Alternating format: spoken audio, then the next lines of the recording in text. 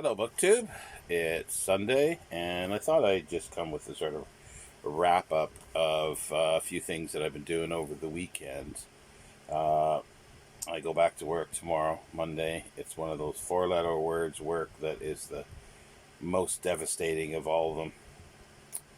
Anyway, I've had a good weekend of some reading, and I received some Blu-rays in the post yesterday. 4 out of 5. I've been going through this year and replacing some and of ones that I've no longer have, and are upgrading a lot of silent films, but to a large extent they're from Eureka the Masters of Cinema series, which is a fabulous series here in the UK.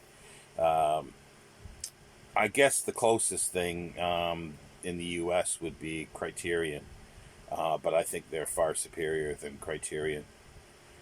Sometimes if it's a fabulous film, then you want both because they'll have different commentaries, and that's the great thing. They have commentaries and they have booklets. And I've got Intolerance, D.W. Griffith's Intolerance, 1916, with Lillian Gish and Mae Marsh, and it has a booklet in with 2 new essays and a reprint from 1968, and the booklet is 40 pages long, I think. 38, 30, yeah, 30, late, high 30s. I was trying to look to see, I'm sure there must be a commentary on this, but I don't see anything. I'll be very disappointed if there's no commentary on it, but it doesn't say that it doesn't jump out, so... but it's Blu-ray, and we've got Sunrise, F.W. Murnau's Sunrise, his first film in the U.S., and it's just a fabulous film with Janet Gaynor and George O'Brien. Now, it is, it's actually #1. That came out, that was the first Masters of Cinema in their series. And the Intolerance, I think, was 99. Yeah, it was 99. And they do English, they do foreign, and even sound, westerns, and a few things. It's a bit eclectic of what they do. And this one here, Sunrise, is a fabulous film. It does have a commentary. It's commentary by John Bailey, and then there's outtakes with a commentary by John Bailey as well, and a documentary. And should be included in this is the reconstruction of a lost film of Murnau's, The Four Devils, and it's done by Janet Bergstrom, who's a F.W. Murnau scholar. The booklet is much smaller in this one. It's a bit disappointing, to be honest. I'm not sure why they haven't done more. This is basically, it's about the restoration of the film, which is interesting. And then there's 2 versions on here. There's the movie tone version and a Czech version. And there's a little essay talking about the differences between the two. So that's all interesting, but it would have been nice to have some other writings. And I love it when they put in, when they do contemporary reviews. I wish they would do more. I wish they had a booklet just for the reviews as well, because it'd be so. I think it would be so easy to do. They would just do the major ones, and even if there was like 10 of them, it can't be more than 30 pages for 10 reviews in different from different languages. If there was major reviews in Germany or France, just one from each or two, it would be great. But yeah, sadly they don't. Here's another Fritz Lang. It's one of his earlier ones. It's the title usually is Destiny, but I think it comes out as different titles as well. And the music score is the Berlin Radio Symphony Orchestra. It's a full-length commentary by film critic Tim Lucas, a new video essay by David Cairns, and a 44-page booklet featuring a new essay by Philip Kemp and a 1920 review of the film. So it does have the review of the film here, and it's a better booklet, and they have nice photography. They're printed nicely on nice paper, and yeah, it's got by Philip Kemp. I think that's probably the biggest essay through there, but yeah, it's just, they have some stills that are just amazing from the film, and yeah, the review, which is fabulous. And the last one that I received yesterday is their Golem. It's 1921? 1920, by Paul Wagner. And it's Blu-ray, obviously, as well. And it's got a nice booklet in. And still from the film. Actually, that's Paul Wagner, I guess, yeah. And yeah, 1920. Shooting was made from May to June 1920. The premiere was October 29th, 1920 in Berlin. So this has another essay by Philip Kemp, 2019, and let's see what else it has here. Does it have? It's a fabulous still. Publicity still. It's hard to see because of the glare. And let's see here, another essay from 2019, but no, it doesn't look like they've got any reviews with this one. But it's just, it's again just me, filling in for ones that I've sold, or no longer have, or new ones that are coming out, or with new restorations and new commentaries that make it worthwhile. So there's one more that's coming that I believe will be here. Should have been here today, but I don't think it's come. I think tomorrow. But anyway, that's what I've got in the post yesterday for movies. I've continued reading my archaeology magazine, British Archaeology. This is September and October. I'm behind with it, but I'm forging through with it.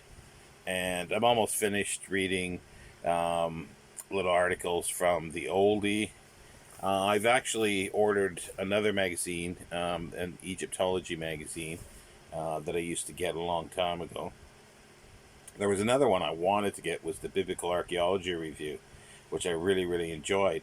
But now it's for non-US subscribers. It's only digital, so I'm not prepared to fork out money for digital. I finished reading this the other day, Short History of South Africa by John Selby. I'd read this in the 80s. It's okay. It's got a lot to be applauded for in some ways, but a lot to be derided as well. It sort of skirts around. It does have a section on apartheid because it comes up the modern time, but it doesn't make any judgments, obviously, for it. It's trying to be judgmental free, really.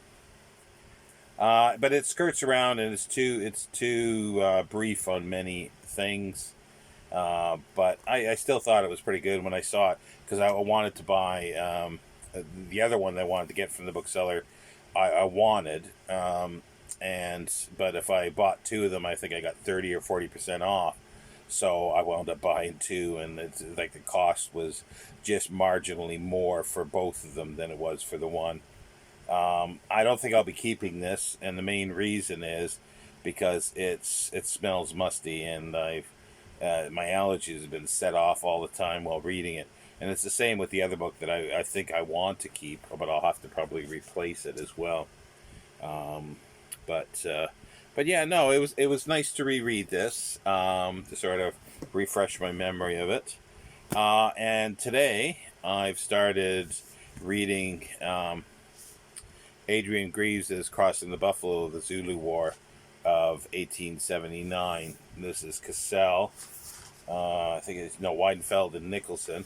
Cassell was in the U.S. I think version of it.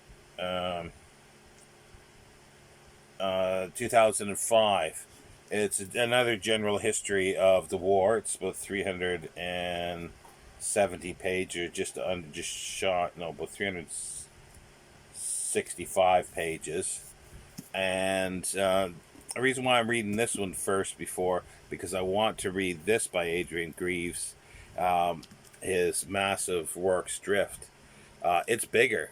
It's like by 100 pages bigger, almost than the general one for the war. But I'll get through that this week, I'm sure, and then I'll probably move on to that one. But we'll see what happens. But yeah, so it's another read of another history of the Zulu War. Again, this is stuff that was printed after and released after I basically didn't read too much about it. From this is like 2005. Definitely, I didn't I didn't know about this at the time. But I do like the way he starts it. He starts with a very general sort of chapter on history up to the Zulu War of South Africa, sort of in the sense of European contact with natives, the indigenous peoples of South Africa. And he actually did it much better than John Selby did here. Even though John Selby did use a lot more pages to do the same thing. But I think 25 pages, or almost 30 pages for Adrian Greaves was much better. So that'll be a fun read. It'll be interesting to see how he does his twists and turns with the debacle of Isandlwana and the cover-up and so forth, and see the difference, because it was written a few years after the David Saul one, or Saul David, sorry, the Saul David one. But anyway, that's my reading. There is my chapter 2 of William Harris Arnold's Ventures in Book Collecting. I've done a read aloud. That's up. I did that this morning, and it's in conjunction with Amy at the Dusty Bookshelf. We're reading alternate chapters. She's doing it Wednesdays, and I'm doing it Sundays. So she'll be doing chapter 3 on Wednesday, and then next Sunday I'll be doing chapter 4, and so on. I think there's about 10 chapters, so it'll take about 5 weeks to do. And if you're interested, go to the video, and there's a playlist in the that Amy has started for this, and do check that out so you can play them in order. I also need to do a video on the writer who did the foreword to the book, Thomas James Wise, Thomas J. Wise, which is very interesting.